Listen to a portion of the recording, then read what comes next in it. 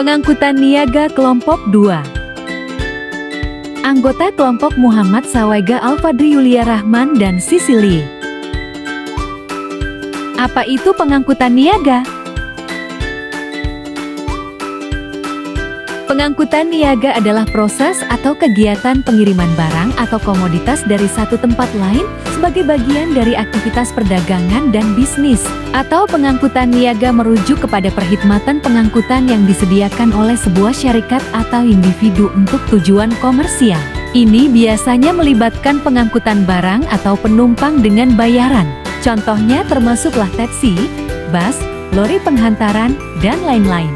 Tujuan utama pengangkutan niaga adalah untuk mendapatkan keuntungan melalui penyediaan perkhidmatan pengangkutan.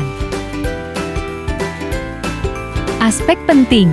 Pertama, kontrak pengangkutan. Kedua, bill of loading. Ketiga, kewajiban pengangkutan. Keempat, asuransi pengangkutan. Kelima, hukum internasional. Keenam, penyelesaian sengketa.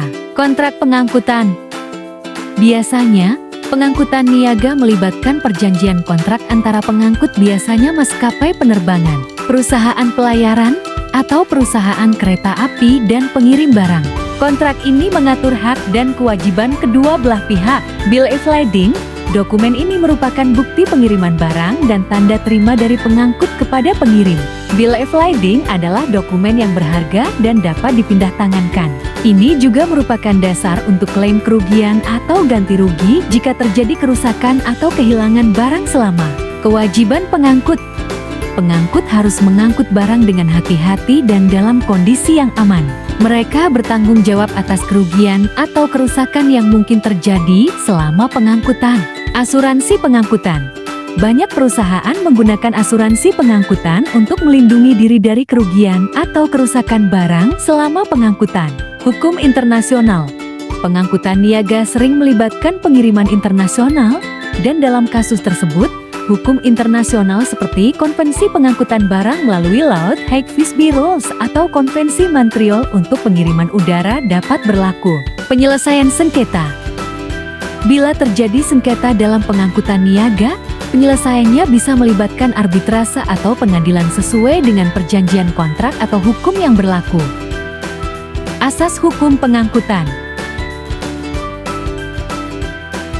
Asas manfaat, bahwa setiap pengangkutan harus dapat memberikan nilai guna yang sebesar-besarnya bagi kemanusiaan, peningkatan kesejahteraan rakyat dan pengembangan kehidupan yang berkeseimbangan bagi warga negara. Usaha bersama dan kekeluargaan, bahwa penyelenggaraan usaha pengangkutan dilaksanakan untuk mencapai cita-cita dan aspirasi bangsa, yang dalam kegiatannya dapat dilakukan oleh seluruh lapisan masyarakat, dan dijiwai semangat kekeluargaan.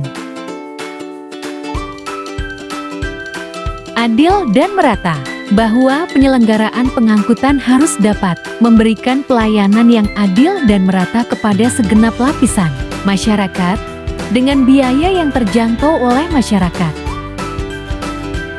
Keseimbangan, bahwa penyelenggaraan pengangkutan harus dengan keseimbangan yang serasi antara sarana dan prasarana, antara kepentingan pengguna dan penyedia jasa, antara kepentingan individu dan masyarakat, serta antara kepentingan nasional dan internasional.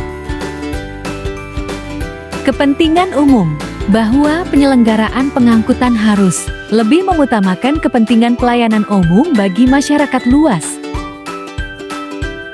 Keterpaduan, bahwa pengangkutan harus merupakan kesatuan yang bulat dan utuh, terpadu, saling menunjang, dan saling mengisi baik intra maupun antar moda pengangkutan.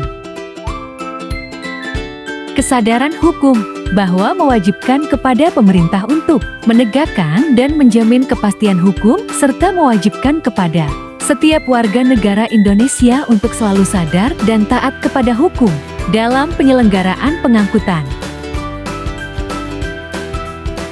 Percaya pada diri sendiri, bahwa pengangkutan harus berlandaskan pada kepercayaan akan kemampuan dan kekuatan sendiri serta bersendikan kepribadian bangsa. Hukum pengangkutan. Sifat hukum perjanjian pengangkutan adalah campuran Perjanjian pengangkutan merupakan perjanjian campuran karena mempunyai unsur pelayanan berkal pasal 1601 Bitku Perdata, unsur penyimpanan bargaining, dan unsur pemberian kuasa last giving.